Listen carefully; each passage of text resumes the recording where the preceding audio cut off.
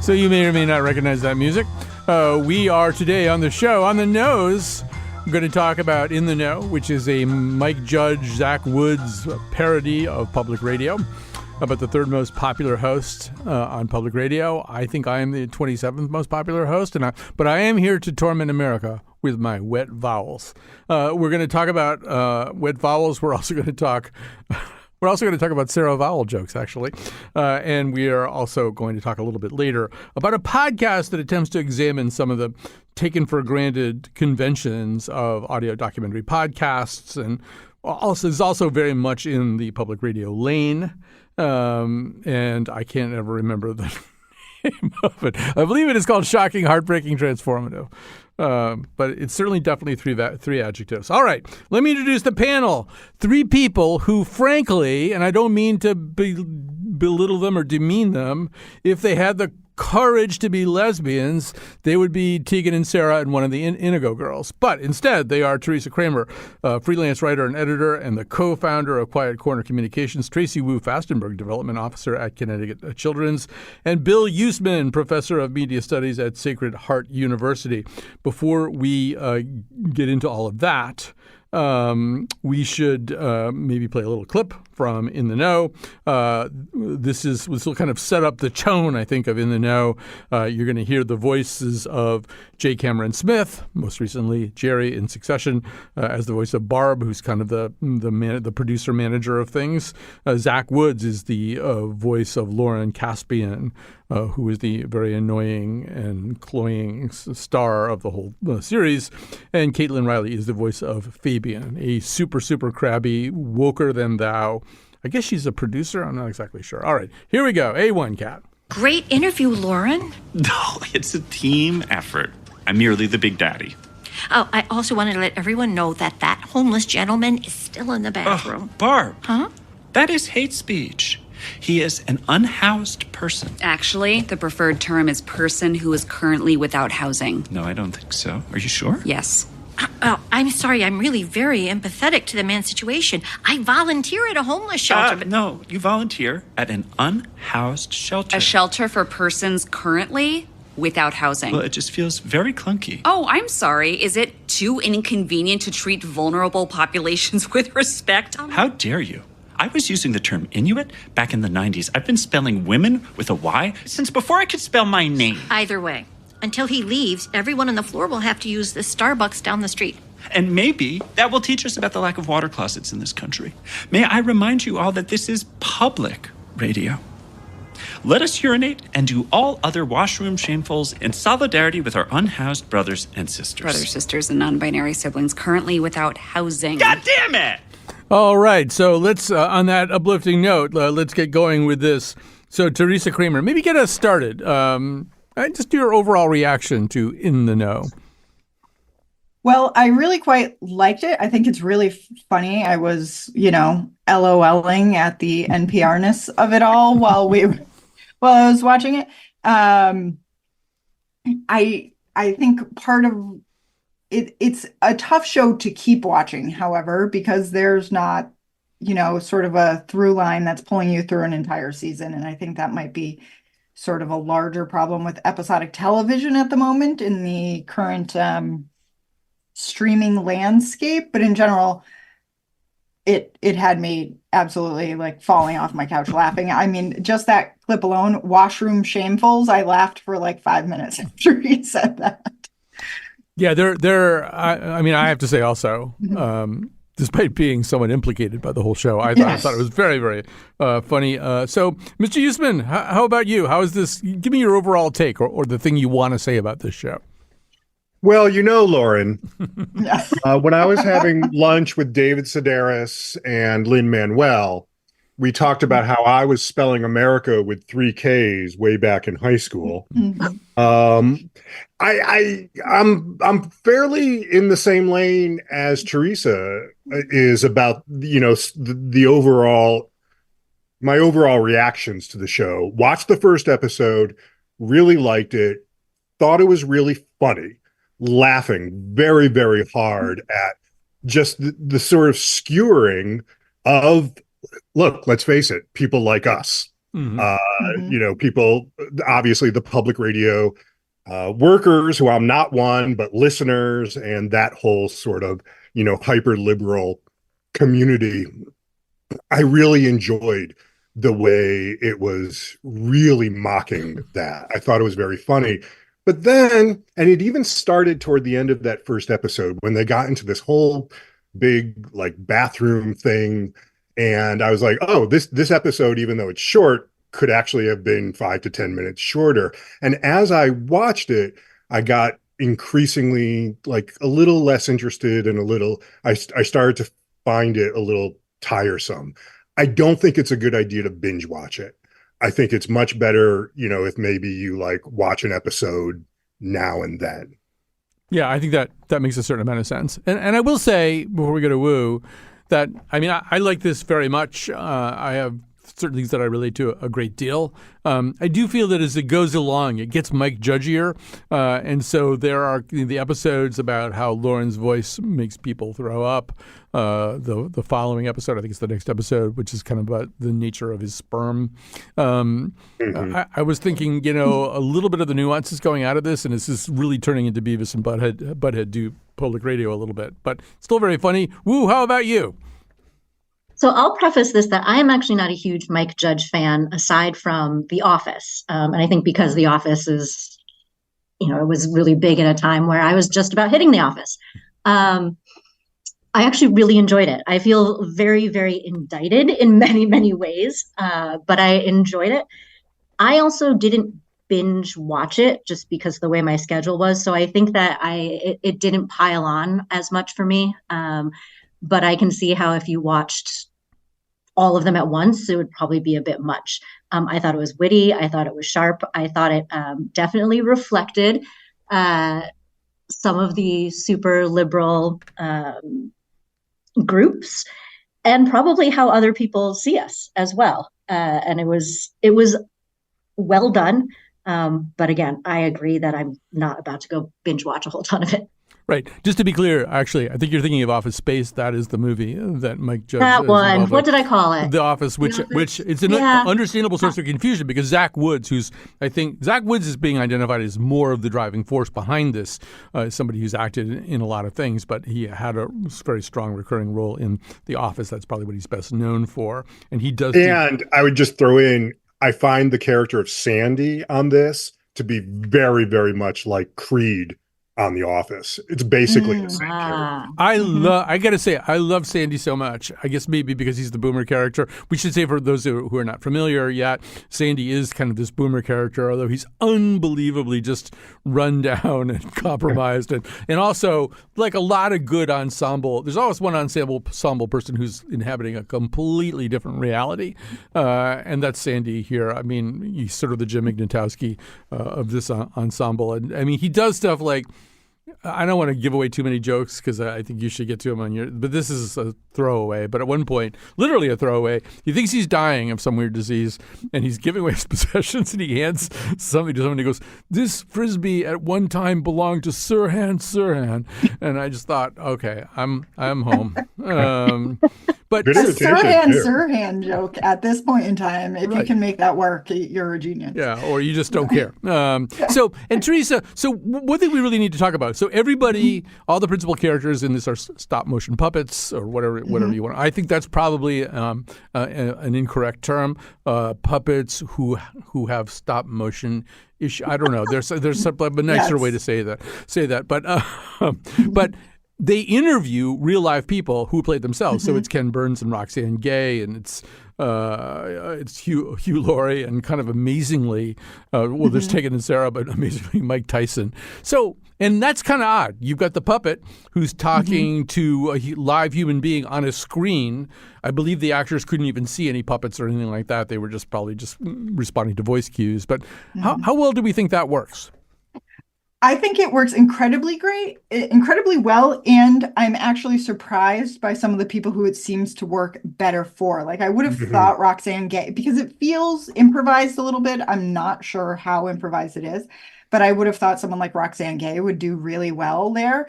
But then like one of the longest sequences is with an MMA fighter whose name I don't even know. Um, and it's hilarious. And he's either a much better actor than you would think an MMA fighter is, or he's a great improviser. And it's one of those things where it kind of switches the whole thing around on its head, and he's much smarter than you think he's going to be. And I thought it worked really, really well. Before the others comment on this, let's hear a little bit of Mike Tyson being interviewed by Lauren Caspian. This is A2 Cat. Now, Michael, when you're training for a fight, you famously listen exclusively to moody folk music. No, when I'm training, nothing but hardcore hip-hop. Hardcore. The most destructive hip-hop, the most vile hip-hop. That's what I listen to when I train. Right, but you must have trained to Carole King's rendition of You Make Me Feel Like a Natural Woman. I would never use that song, sir. What about Joni Mitchell? No, I would not use Miss Mitchell. But our researcher Fabian insisted that you love to shadowbox while listening to Ladies of the Canyon. No, Fabian up.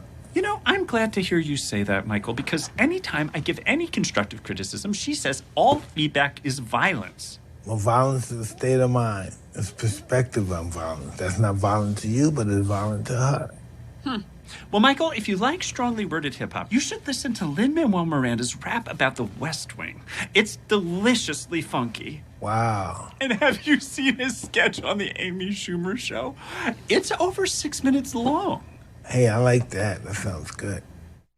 You know, Bill, I do feel, in response to what Teresa was saying before, I think this is mostly improvised on Tyson's part. First of all, I don't think you can get Mike Tyson to follow a script very easily. And I just feel like he's just kind of being real in the moment and doing a pretty good job with it. Yeah, I'm sitting, as you play that clip, I am sitting here just like really, really laughing at it. Me too. And Me too. so much so for so many of them. I thought the interplay with Hugh Laurie, which like it's just about like that he's not doing the timing that Lauren wants him to do, and so they have to keep redoing it. And Hugh Laurie just has this very deadpan, like, you know, bemused look on his face. I laughed so hard on that, and it did feel very improvised, and they really did push it for a while. And I just thought that was really, really funny. And there are some moments throughout it that are really just kind of hilarious. You heard in that clip, they find a way to mention Lin-Manuel Miranda, I think, on every episode. Or in one of them, Lauren's standing in the hallway and he's reading a Lin-Manuel Miranda book. And it's just those sort of touches that, you know, they really do sort of understand the NPR vibe. And so that combined with the improvisatory humor, those are some real highlights of it, I think. Yeah, you know, Wu, I sometimes wonder who the audience is here, because I mean, we're all laughing at it, and you know, and I would imagine there would be some people who really hate public radio or think they hate public radio, and they would be laughing at it. Although in that group, like, there are a lot of Malcolm Gladwell jokes. Like anything more than one Malcolm Gladwell joke seems like a lot of Malcolm Gladwell jokes, and I was falling out of my seat every time.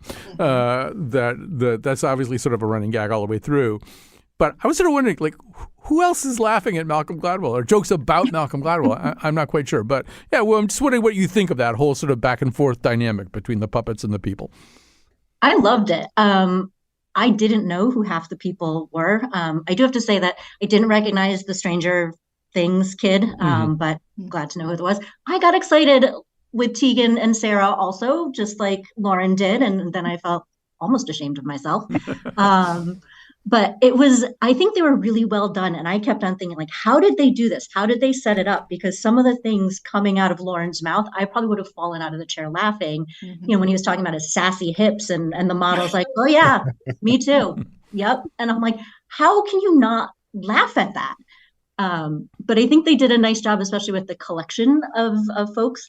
I did tell my husband that I think that you have to understand NPR to a certain extent to really appreciate some of the humor, though.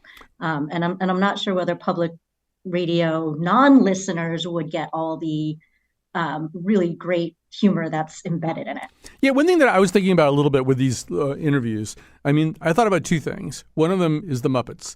And when you're one of the guests on the Muppets, I mean, a successful guest appearance by a famous person on the Muppets involves treating the Muppets like they're real people, not in any way acknowledging the weirdness of the Muppets. And some people are better than that than others. And I also thought about Between Two Ferns, where I'm sure the only instruction that anybody gets when they do Between Two Ferns with Zach Galifianakis is don't break. And just play it pretty straight, I mean, just don't try to make it funny. He'll make it funny, and it's a little bit like that. I did notice that Roxanne Gay, I thought she was terrific, but she thought this was funny, and she broke over a Malcolm Gladwell joke actually, which made me happy. One thing that I've never done this before on the nose, but I think it might be appropriate here today. In just a second, I'm going to ask you if you have any questions for me about this. But before we do that, we are in the middle of a pledge drive. Kat and I will be pledging in just a few minutes. And later today from 4 to 7, Lily Tyson and I, senior producer Lily Tyson and I, will be interrupting All Things Considered on the final day of pledge. With that in mind, we should tell you that episode 2 is all about a pledge drive. Let's hear J. Cameron Smith as the voice of Barb. This is A3 Kat. My fellow public servants, I stand here before you with great responsibility. Some will say that what I'm asking you to do is impossible, but to them I say, and pardon my language, phooey. This is our day, our hour, our moment to grab the bull by its horns and later, of course, gently set him free. We need to raise $60,000 in 6 hours. I need each and every one of you to step up. Damn the man! Save in the know! It's pledge drive day! Later on, quite a bit gets said about a Bluetooth speaker with a carabiner. I'm going to have a hard time doing 4 to 7 today without mentioning that at all. I don't know. Do you guys have any questions about somebody who's sitting here living inside public radio watching this? Oh, I absolutely do. Okay, yes. Fire away. Well, I think the biggest question is is there a story from The Office, that you think you guys could turn into an episode of the show? Oh, wow. Nothing is immediately springing to mind, although in some ways, we could turn almost every day into I will say this. This is wouldn't be worthy of an episode, but one thing that I rarely talk about here, but I did talk about it last Friday. Last Friday, it was below 50 degrees in here in the studio. And we later found out that the heat was totally off and the vents were just sucking cold air out of the outdoors and spraying them into our studios. We thought that was just a joke about the topic of the episode. And it was, I know. It might have seemed that way.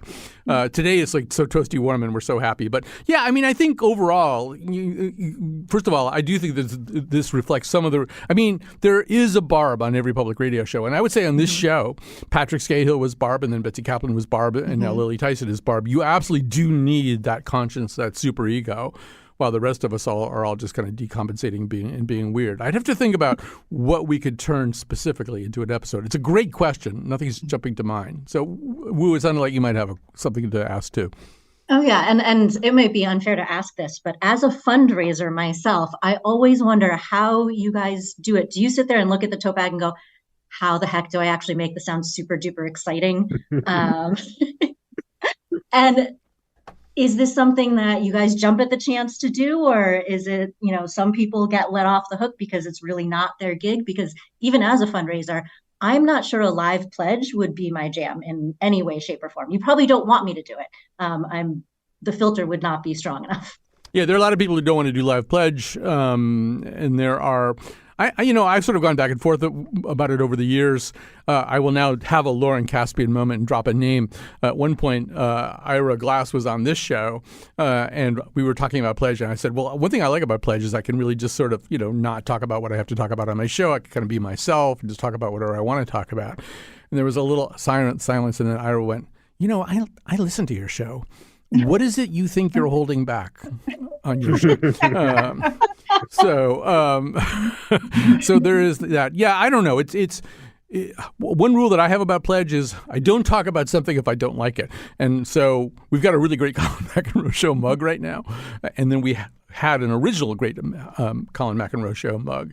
In between that, we had like a really bad mug, and it was one of those things where somebody sent me an email on the first day of Pledge going, I just want to make sure you're comfortable with this mug. And I looked at it. I said, no, I don't like it. And they said, well, we're ordering them anyway. So I only try to talk about things that I actually think are good. So I might not be talking about the Bluetooth carabiner speaker thing. All right, Bill, you get to ask a question too.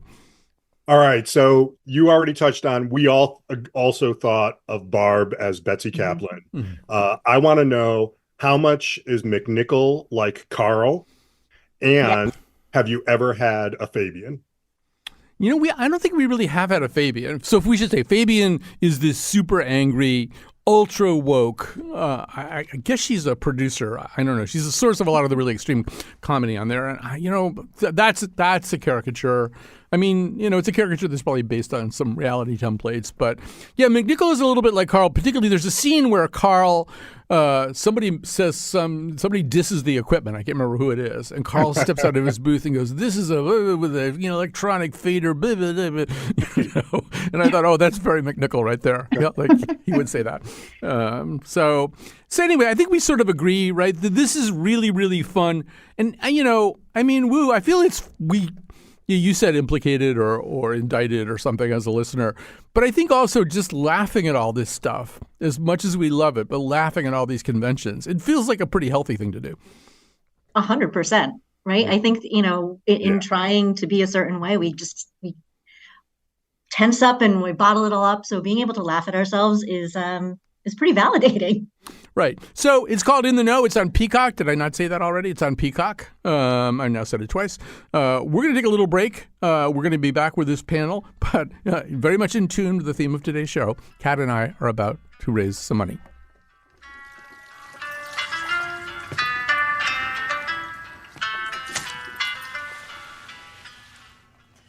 We're back with freelance writer Teresa Kramer, Tracy Wu Fastenberg, Development Officer at Connecticut Children's, Bill Yousman, Professor of Media Studies at Sacred Heart University. You know that whole thing about how you can't yell fire in a crowded theater? That's because of Bill. Bill's the reason for that.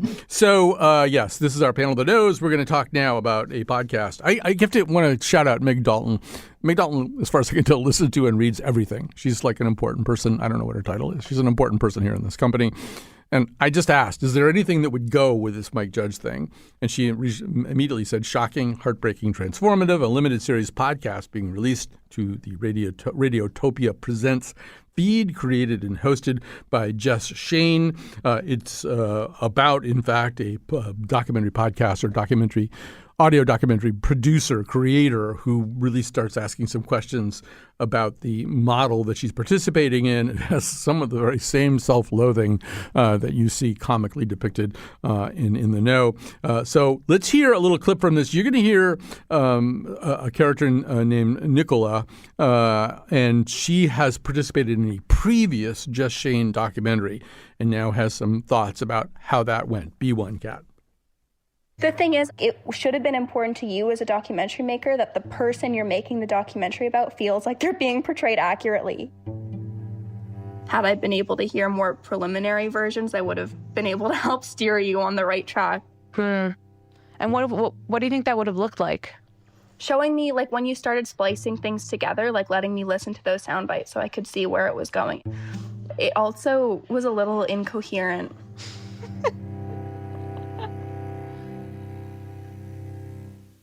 I hear what Nicola is saying.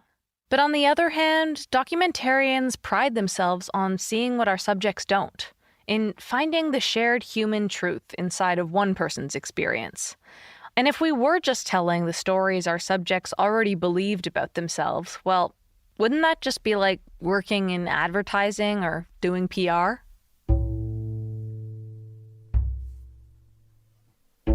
I called Nicola when I started questioning the whole industry.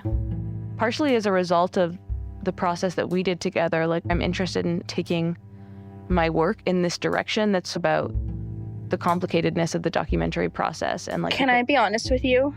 Yeah. What makes you think that other people are going to be interested in hearing that? Oh my gosh. I'm sorry. I mean, it's about, like, I feel like as a subject, I'm interested in the ethics of documentary making. Yeah. that's interesting. So Tracy Wu Fastenberg, that moment where Nicola says, what makes you think other people are going to be interested in this is kind of the $1 million question about this podcast, right? Yeah, I have to say that I did not enjoy this. I actually, I might have texted Teresa about 10 minutes in going, I think I hate this. It was, and I think that question actually goes to the heart of it. It is a little navel gazing, self-indulgent. When the podcasts I've listened to in the past and the ones I gravitate towards are, kind of almost have a different mission of greater community good. And this doesn't really have that. It's sort of like all about me and how I feel and how I'm doing stuff and how I'm helping this person. But, oh, wait, now I can't.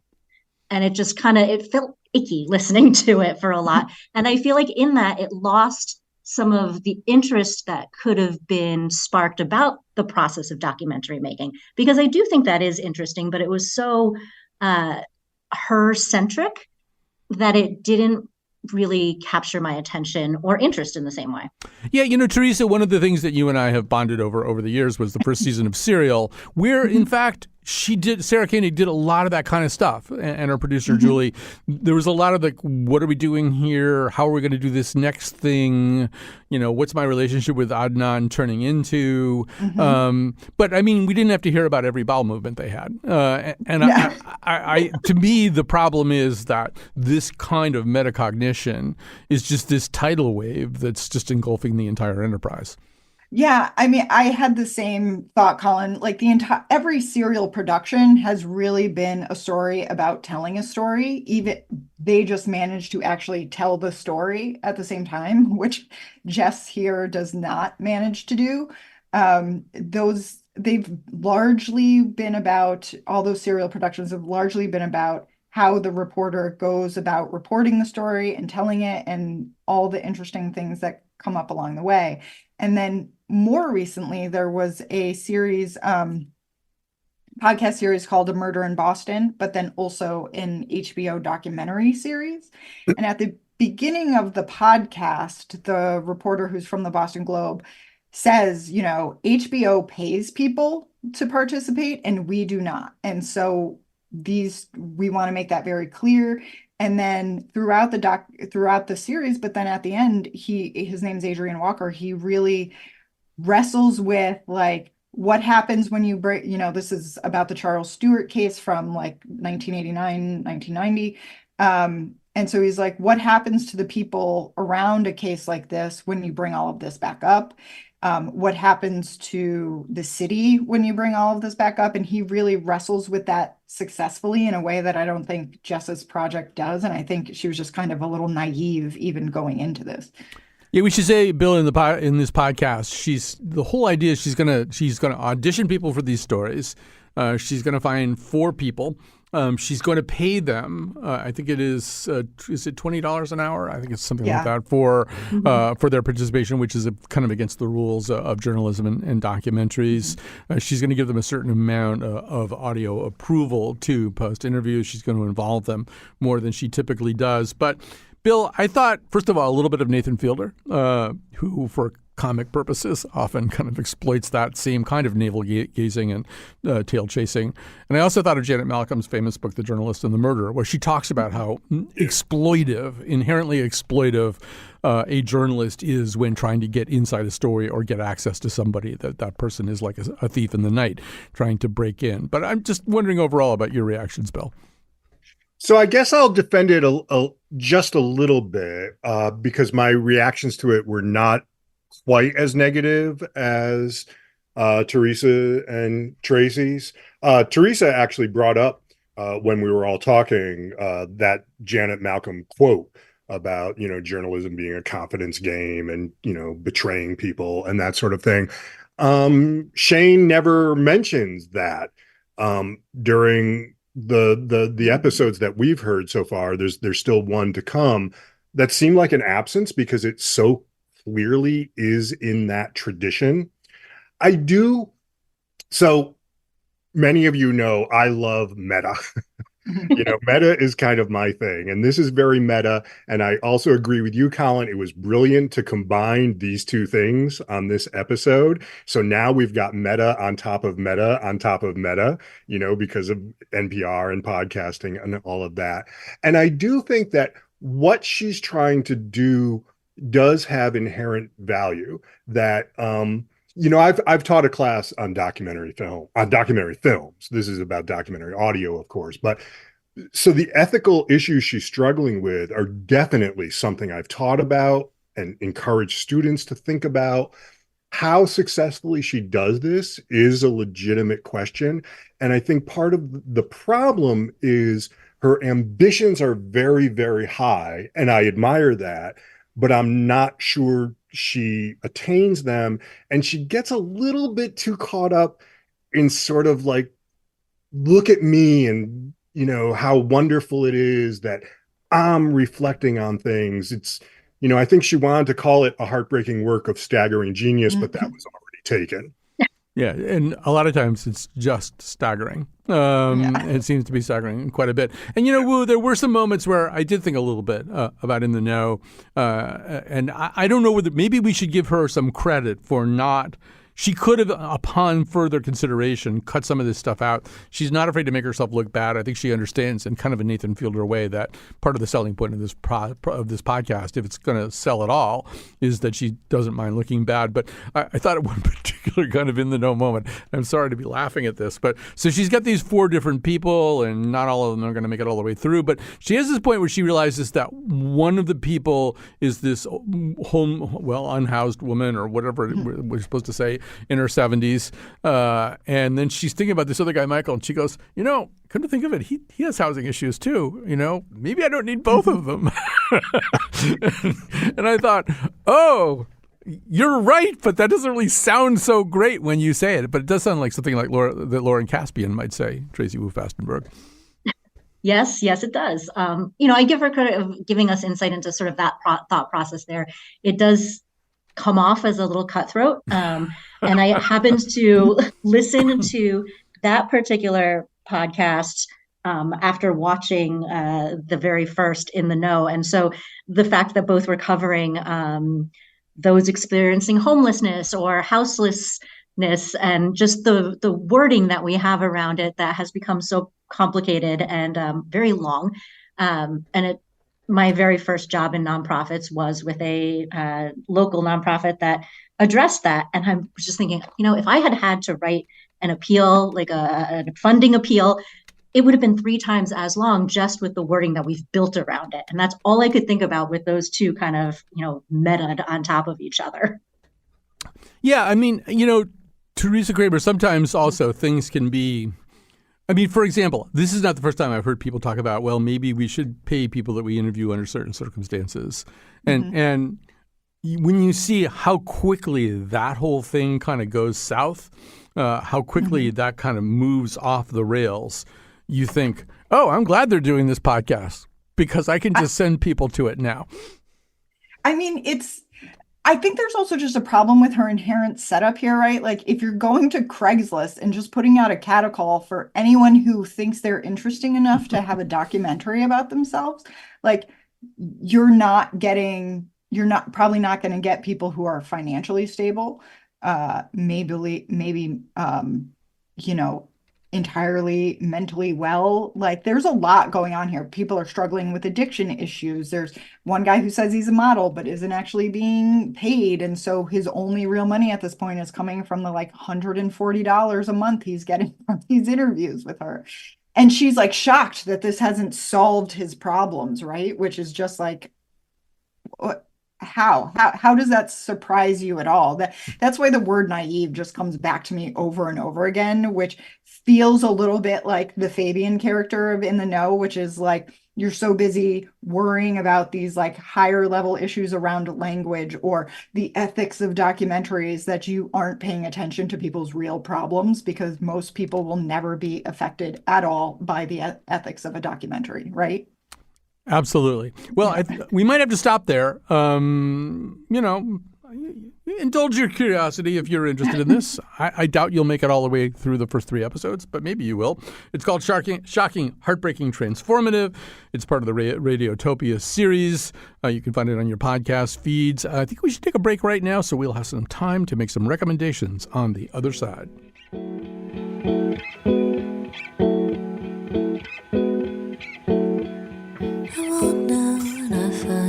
It's nicer to be kind than to be cold all the time, to be free to call you mine and be able to see through it.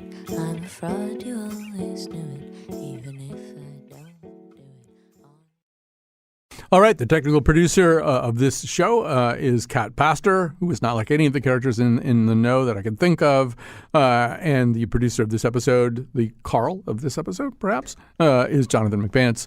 And thanks to both of them as well. So, yeah, we are going to make some recommendations here. Teresa Kramer, why don't you get us started? Well, in the spirit of good documentary making, I want to endorse an HBO doc called Great Photo, Lovely Life. I think it's a sort of stellar example of what happens when a filmmaker tells their own story, their own family story. It's about a family where the grandfather is a known abuser, sexual abuser, and the repercussions that has had on his family throughout the years, including what happens when this young woman tries to tell the family story and brings this all back up again, and you see how that impacts the family. And so it sort of wrestles with some of these questions that Jess Shane is trying to wrestle with, but while still telling a compelling story and not kind of beating you over the head with it. All right, so say the title again, because now people are very interested. Great Photo, Lovely Life. All right. On HBO. Excellent. And Bill Yousman, what about you? What are you going to recommend today? So I'm always reading one fiction book and several nonfiction books. Right now, the novel I'm reading is from 2003. It's called Old School. It's by Tobias Wolff. If you like the movie The Holdovers, this is probably something you'll be into. It's one of those books set in the past at a boys' boarding school. And Wolff is just such a great writer. You know, his prose is very simple on the surface, but he's really getting into some real complexities and depths in this. So that's Old School by Tobias Wolff. And then one of the nonfiction books I'm reading is called Stand Firm, Resisting the Self-Improvement Craze. It's by a Danish psychologist and philosopher named Sven Brinkmann. Don't be put off by that description. It's really accessible. It's very funny. He calls it an anti-self-help guide, and it's sort of imbued by Stoic philosophy, but I sense a grain of Zen Buddhism in it as well. So that's Stand Firm by Sven Brinkmann. All right. And Tracy Wu Fastenberg, what are you going to recommend? Well, with Lunar New Year coming up, celebrated by many countries and cultures, I wanted to share my favorite Chinese cooking website, because people are always like, oh, can you give me a recipe? Well, I'm Googling my own recipes half the time. It's Woks of Life, WOKS of Life. And it's run by a family. And it's really lovely how they kind of explain the different ingredients. They make it really accessible. So if you don't have access to a great Asian grocery store, you can still make things work. And I am also endorsing to bring back the handwritten note. It's come up several times in the past week. I write a lot of handwritten notes for my job. I had a lovely conversation with somebody who received one of those and how much it meant to her, and how, getting real mail. My kids, write thank you notes. And then it's something that's tangible. It's lovely when you just don't do it or receive them as much as we used to. And I feel like that would be a nice thing to bring back. That is nice. Woks of Life, I'm very, very interested in. I do a fair amount of Asian cooking, and it's always good to have a new source. That is terrific. And the handwritten notes, that's great as well. So I was thinking also a little bit about some of the qualities of both of the things that we saw, and I maybe in particular in the know, one of the precursors of that, and I've endorsed it before, and I believe it's still available on HBO Max, but one of the early versions of that is The Larry Sanders Show with Gary Shandling's amazing project about an insecure narcissistic host. This time it does basically for commercial late night television what In the Know does to public radio, but it just is it's just worth going back and watching it. Even if you watched it when it first came out, which was a long time ago, it came out at kind of at the birth of premium cable. It's worth seeing it again, particularly for Rip Torn's performance as Artie, the producer. I had a producer who was Artie. My first radio job, I had a producer who was exactly Artie. So anyway, the Larry Sanders Show. The other thing I'm going to endorse has nothing to do with what we're talking about today, and it's the kind of thing we probably would never talk about on the nose. It's on Apple Plus, and it has the worst title. I can't believe how bad titles are. I totally agree, by the way, with whichever one of you said that this one had a stupid title. I mean, the shocking, heartbreaking, transformative. These titles are really hard to remember. So this one's called Criminal Record. I'm thinking, could you not come up with anything a little bit more distinct than Criminal Record? It's a British series.